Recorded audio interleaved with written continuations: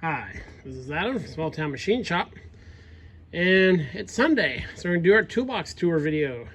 Now, there's probably only 2 more videos on this toolbox. Then I'll do a tour of the stuff I keep on the wall, and that'll be it for this series. Now, if you would, please tell your friends, share the video, like it. I would like to get up to 1,000 subscribers, and not so I can monetize my videos, put ads in it or whatever. I would love to be able to do like a Sunday night, hour-long live stream, something like that. But from what I understand from YouTube's rules, you have to have 1,000 subscribers.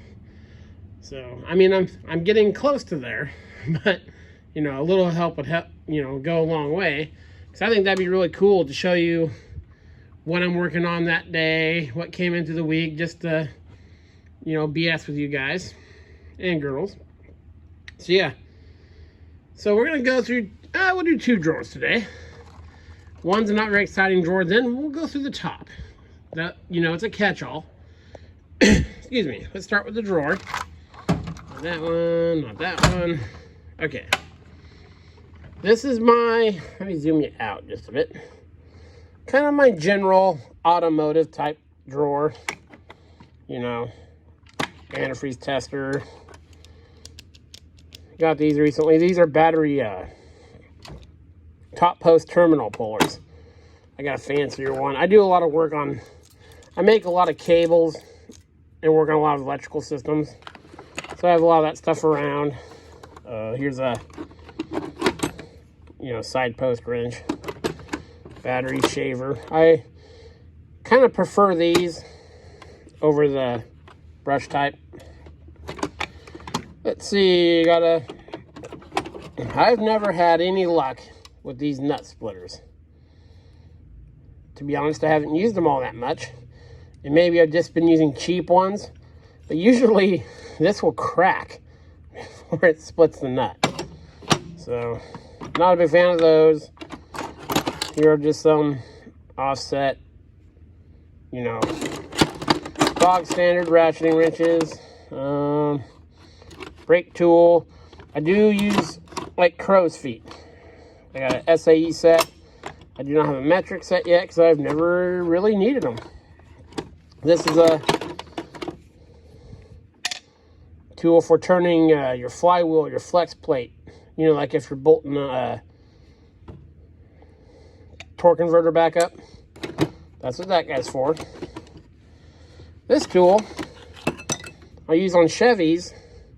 I put a bit in there, and you can pre-lube the oil system by putting this down to the distributor shaft and turning the oil pump.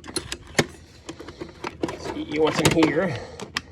Ball joint separator. So it's been a while since I've done any of that stuff. I used to do a lot of car work for people, but I just kind of mostly got out of it. Well, like you saw last week, and I do, if you're a recurring customer of mine, I'll do work for you. But I don't actively seek out car work. There's a clutch alignment tool, which you don't really need because most clutches come with the black spline tool. These are handy. And all that stuff, too, is for maintaining my personal vehicles. These are for the quick connects on fuel lines. For like fuel filters nowadays. This is the kind of tool you need to pop those clips.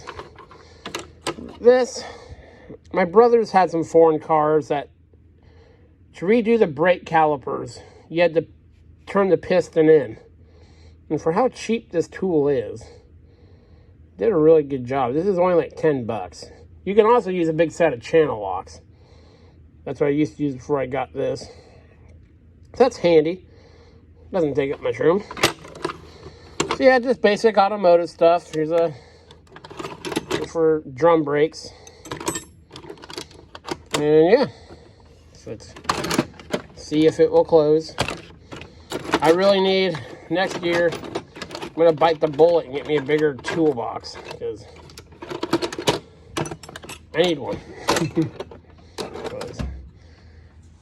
So now we go to the top. And as you know, the top of a toolbox is a catch-all. So, got one of these. I'll use that. This is where I keep my claw hammers. I don't know why. I don't really hardly ever use them. There's my claw hammers, some Wonder Bars. There's a torque wrench. This is my go-to torque wrench. It's an old Craftsman one. I've tested it and it's still spot on. Tested it on a tool truck. They'll talk a bunch of crap about these, but this is a set from a little tool set my daughter had. You know. Oh, this chain thing. That's up here because I haven't found a better spot for it. There's a tool for compressing calipers for disc brakes. Ignitions are handy for doing wiring testing sometimes. Here's where I keep my square sockets. Got 8 points, most of those. Chuck key for some reason. Here's where I keep all my little bits and a lot of the screwdrivers. You know, little stuff like this. Throw that up top. I actually use quite a bit of that stuff. And let's see, here's an old mower carburetor that ain't no good. Bit driver, another bit driver, a rasp, and a pocket file. So the easy outs, some cheap stuff. A bolt, there's a spring. There's a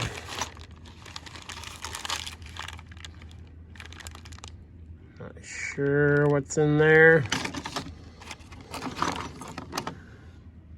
Some sandpaper. Let me zoom you out a bit more. Sorry, I'm kind of reaching up into this. Oh, zip ties. Big, huge socket. I made this a long time ago. Welded this. This is excellent for pulling springs. Very handy tool. Use it for pulling, well, like this. Big springs like this on commercial lawnmower decks. You know, that's a heavy spring, and to get that off can take some effort. Super cheap. Right angle drill I use from time to time. This is an older Harbor Freight one. The newer ones are a lot cheaper. This one actually works pretty good. For the little I've used it. Let's see. Oh! Yay! This is the depth stop for that. The part I need to finish that if you saw the last video on it. Yay, we have found that. See, everyone wins in these videos. Impact driver, some soapstone, wiring to a snow plow, empty pack blades. I keep starting to put all my Z-bin screwdrivers up in here because I use them quite a bit. More Z-bins. Oh, my old wedding ring. Maybe she'll be back someday. More just really random miscellaneous stuff. The bottom to a flashlight. This camera holder-y thing I use sometimes. Some pencil sharpeners. So yeah, just your typical junk drawer. So yeah, that's it. So yeah, just 1 or 2 more videos. This series is done. Yeah, tell your friends. Let's get some subscribers going so we can get some live chats going. This is Adam from Small Town Machine Shop. Please comment, like, and subscribe, and thanks for watching.